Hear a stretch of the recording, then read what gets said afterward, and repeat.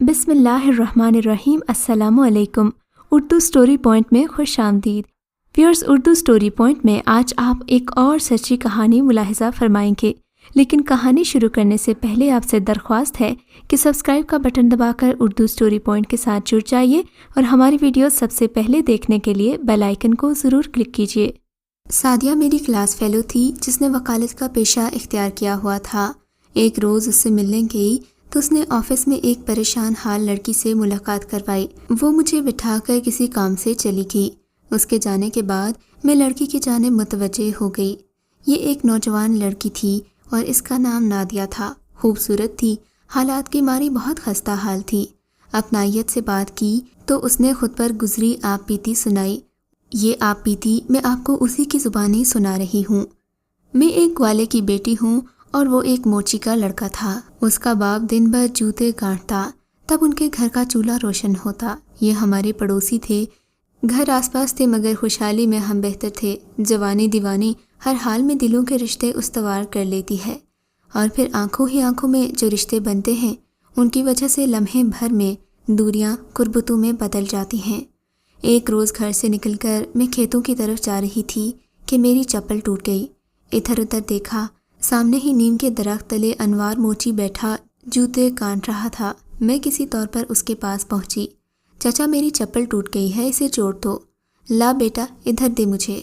اس نے ہاتھ بڑھایا اور میں نے چپل پکڑا دی۔ چچا نے منٹوں میں ٹانکا لگا دیا۔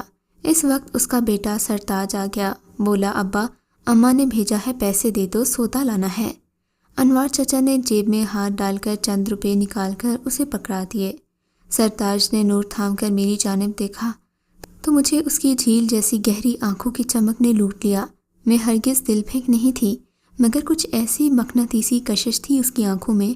میں نے جلدی سے نظریں جھکا لیں اور پاؤں میں چپل ڈال کر جلدی سے اپنی راہ ہو لی۔ کھیتوں میں چلتی جا رہی تھی اور ساتھ ہی ساتھ سرتاج کی آنکھوں کا جادو میرے ساتھ چل رہا تھا۔ تمام راستے سوچتی گئی کہ چپل ٹوٹنے کا تو بہانہ ہوا اور دل کا رشتہ جڑ گیا۔ وہ موچی کا بیٹا ضرور تھا، مگر لگتا کسی شہزادے جیسا تھا۔ ایسی حسین صورت والا شاید ہی کوئی اور ہوگا۔ جب دل کو دل سے راہ ہو تو ملاقات کی صورت نکل ہی آتی ہے۔ اب جو ہی میں گھر سے نکلتی وہ کسی نہ کسی طرف سے آ رہا ہوتا، کہیں نہ کہیں مل جاتا۔ ارد گرد کوئی نہ ہوتا تو ہم باتیں کر لیتے تھے۔ جانتی تھی یوں سرے راہ ملنا ٹھیک نہیں، پھر ذات برادری سے میرا کہیں رشتہ باہر نہیں ہو سکتا، تاہم خود کو اس سے بات کرنے سے روک نہیں پاتی تھی۔ ایک دن کھیتوں سے گزرتے چچی نے ہمیں باتیں کرتے دیکھ لیا۔ بدقسمتی کہ میں اسی عورت کی بہو بننے والی تھی۔ بس پھر کیا تھا، اس نے گھر جا کر اپنے شوہر کو یہ بات بتائی۔ چچا نے کہا، اپنی زبان بند رکھو۔ نادیہ نے ایسے ہی گزرتے ہوئے پڑوسی کے لڑکے سے بات کر لی ہوگی، وہ تو ہماری ہونے والی بہو ہے۔ تم نے اگر یہ بات کسی دوسرے کے سامنے کہی تو میری اور میرے بھائی کی عزت خاک میں مل جائے گی۔ چچا کا بڑا روب تھا بیوی پر، تبھی چچی نے لب سی لیے، مگر اس کے دل کی آگ سرد نہ ہو سکی۔ ساس نے قسم کھا لی، اگر یہ لڑکی بہو بن کر آئی تو بہو بن کر رہ نہیں پائے گی۔ میں اس کی ایسی خبر لوں گی کہ اسے ہمارے گھر سے جانا ہی ہوگا۔ بیٹے سے بھی میری شکایت کی، مگر بختیار نے بھی بات سنی انسنی کر دی۔ تب چچی نے کہا، دیکھ بختیار، آج تو باپ کی بات رکھ رہا ہے، کل میری رکھنا۔ میں چچی کی فطر جانتی تھی اور وہ معاف کرنے والوں میں سے نہیں تھی۔ مجھے سرتاج سے کھیتوں میں بات کرتے نہ بھی دیکھتی تب بھی اپنی گھر کی بہو بنا کر مجھے سکھ سے نہ رہنے دیتی۔ میری ماں کی دشمن تھی، ماں بھی چچی کی خصلت جانتی تھی، مگر وہ بھی مجبور تھی۔ ماں کب چاہتی تھی کہ میں چچی کی بہو بنوں، ابا کے ڈر سے خاموش تھیں۔ جس دن سرتاج کی ماں ہمارے گھر رشتہ طلب کرنے آئی، میری ماں نے اس کی دل شکنی نہ کی، بلکہ ابا سے کہا کہ سرتاج تمہارے بھتیجے سے بہتر لڑکا ہے، جبکہ ہماری دیورانی جیسی شاطر اور کینہ پرور کے بیٹے کو رشتہ دینے سے بہتر ہے کہ اپنے پڑوس کے لڑکے سرتاج کے بارے میں سوچو۔ اماں کے منہ سے یہ الفاظ نکلے ہی تھے کہ ابا نے جوتا اٹھا لیا۔ بھائی بیچ میں نہ آ گیا ہوتا تو ضرور اماں کا سر پھٹ گیا ہوتا۔ تبھی ابا چلانے لگا، اپنے بھائی کا ہاتھ چھوڑ دوں اور موچی کو گلے لگا لوں، انہیں رشتہ مانگنے کی جرأت کیسے ہوئی؟ وہ کافی دیر تک چلاتا رہا۔ بالآخر میرا بھائی بازو سے پکڑ کر اسے گھر سے باہر لے گیا اور سمجھایا، لڑکی والے گھروں میں رشتے آتے ہی ہیں، اتنا غصہ کرنے کی ضرورت نہیں ہے۔ ایک بات تھی جو ماں نے کہہ دی، نادیہ کا رشتہ کرنے کے مختار تو ہم ہی ہیں، بس جلدی سے اس کی شادی کر لو، فرض سے نمٹ جائیں گے اور ایسے ویسے رشتے آنا بھی بند ہو جائیں گے۔ کچھ دنوں میں ہی میری تاریخ رکھ دی گئی اور پھر مجھے مایوں بٹھا دیا گیا۔ میرے دل میں آگ لگ گئی، میں ہرگز اس سے شادی نہیں کرنا چاہتی تھی۔ دل میں ٹھان لی کہ دریا میں چھلانگ لگا دوں گی، مگر اس ظالم چچی اور اس کے نکمے بیٹے کے ہتھے نہ چڑھوں گی۔ مایوں کی رسم ختم ہوتے ہی سب سو گئے۔ اگلے دن مہندی تھی۔ اس رات میں نے اپنا سہاگ جوڑا گٹھری میں باندھا اور گھر سے نکل گئی۔ دریا زیادہ دوری پر نہیں تھا، ابھی تھوڑی دور چلی ہی تھی کہ کسی نے مجھے پکارا۔ یہ سرتاج تھا۔ اس نے کہا، جب تم گھر سے نکلی تھی تو میں نیم کے تنے سے ٹیک لگائے کھڑا تھا۔ تیرے مایوں کی رسم نے میری نیند اڑا دی تھی، گھر میں دم گھٹ رہا تھا، بے قراری چین نہیں لینے دے رہی تھی۔ تبھی باہر کھلی فضا میں آ گیا اور تجھے دیکھتے ہی تیرے پیچھے نکل پڑا۔ میں سمجھ گیا تھا کہ تیرا ارادہ ٹھیک نہیں ہے۔ یہ بتا تو نے گھر کیوں چھوڑا اور اکیلی کدھر کو چلی ہے؟ دریا کی طرف ڈوبنے کے لیے؟ ایسی شادی سے تو مر جانا اچھا ہے۔ کہنے لگا، پاگل ہو کیا؟ زندگی کیا ڈوبنے کے لیے ملی ہے؟ اگر شادی نہیں کرنی تو نہ کرو، مگر یہ ڈوب کر مر جانا ٹھیک نہیں ہے۔ جانتی ہے دریا کا پانی کتنا ٹھنڈا ہے، پھر اس میں کتنے بڑے بڑے مگرمچھ ہیں، بوٹیاں نوچ لیتے ہیں اپنے شکار کی۔ ڈوب کر مرنے سے اچھا ہے تو میرے ساتھ واپس گھر چل۔ میں نے کہا، اب نہیں جا سکتی، گھر سے باہر قدم نکال دیا ہے، واپس گئی تو ابا مار ڈالے گا۔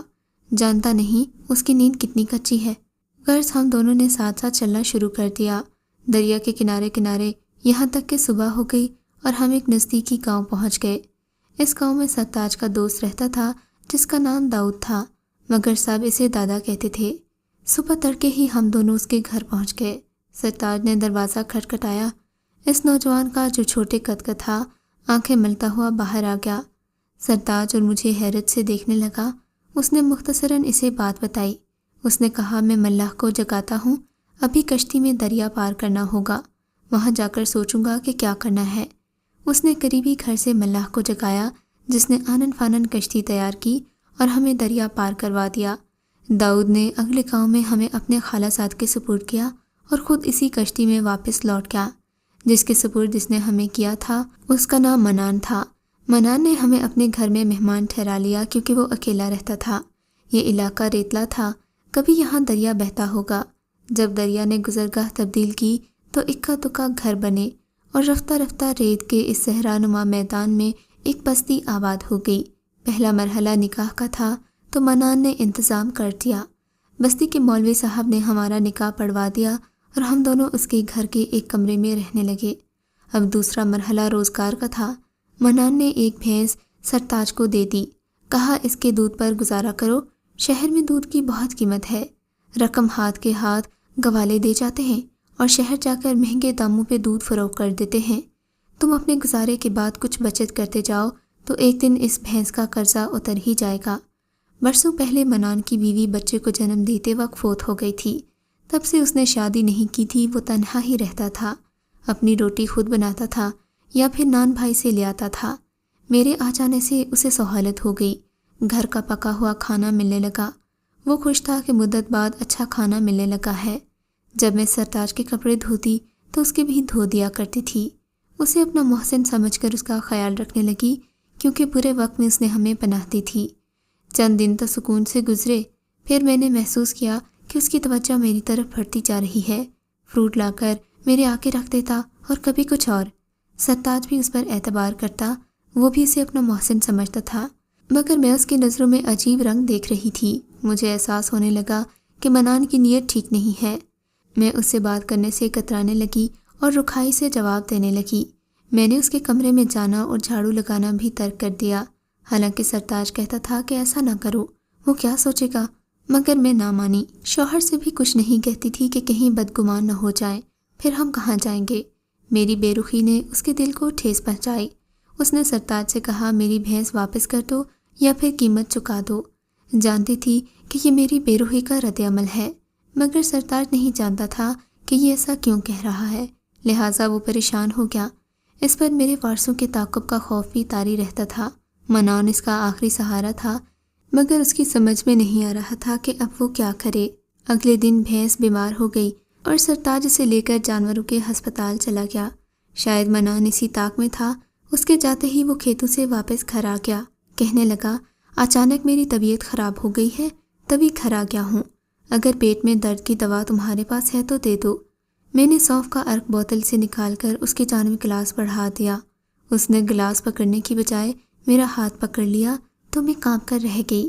کچھ نہ سوچا سوچا شیشے کی وہ بوتل جس میں بادیان کا عرق تھا اس کے سر پر دے ماری۔ اس کا سر لہو لہان ہو گیا۔ خون بہتے دیکھ کر میرے احسان خطا ہو گئے۔ میں بے تحاشا بھاگتی گھر سے نکل گئی۔ بوکھلا کر دریا پر پہنچی۔ ایک کشتی تیار تھی، میں اس میں بیٹھ گئی۔ جب کشتی کنارے پر پہنچی تو میں نے شہر جانے والی ویگن کا پوچھا۔ ایک گاڑی چلنے کو تیار تھی، اس میں بیٹھ گئی۔ شہر آ گیا تو کنڈکٹر نے کرایہ مانگا۔ میرے پہلو میں کچھ روپے بندھے تھے، اسے کرایہ دے کر میں نے تانگے والے سے کہا مجھے دارالامان جانا ہے۔ اس نے مجھے یہاں لا اتارا۔ جیسے ہی تانگے سے اتری سوچنے لگی اب کیا کروں۔ یہ وکیل بی بی کالا کوٹ پہنے سامنے سے گزری تو میں ان کے پیچھے پیچھے چلنے لگی اور یہ مجھے اپنے دفتر لے آئیں۔ اب میں ان کا انتظار کر رہی ہوں۔ اپنی آپ بیتی سنا کر مدد کے لیے کہنا تھا، بی بی آپ میری ان سے سفارش کر دیں۔ سعدیہ کورٹ سے واپس آئی تو میں نے اس کی سفارش کی۔ اس نے کہا تم فکر مت کرو، ہمارے پاس آئے دن ایسے کلائنٹ آتے رہتے ہیں۔ گھر جا کر میں نے شام کو سعدیہ کو فون کر کے پوچھا کہ اس لڑکی کا کیا ہوا تو کہنے لگی کہ میں نے اسے دارالامان بھیج دیا ہے۔ بعد میں جب کیس سے بری ہو گئی تو وہ گھر جانے کو تیار نہیں تھی۔ تب سعدیہ نے اسے اپنے پاس رکھا اور اپنے ڈرائیور سے 5 سال بعد نکاح کرا دیا۔ سرتاج کو سعدیہ نے بلا کر اس سے ارادہ دریافت کیا تو اس نے کہا عمر بھر خوف کے سائے تلے زندگی بسر نہیں کر سکتا۔ یوں اس نے اسے طلاق دے دی۔ میں نہیں جانتی وہ اب کس حال میں ہوگی۔ اللہ کرے کہ وہ جہاں بھی ہو خوش اور آباد ہو، آمین۔ اگر آپ کو یہ کہانی اچھی لگی ہے تو اس ویڈیو کو ضرور لائک کیجیے اور کامنٹ سیکشن میں اپنی رائے کا اظہار ضرور کریں۔ اس طرح کی مزید کہانیاں سننے کے لیے اردو سٹوری پوائنٹ کو سبسکرائب کریں۔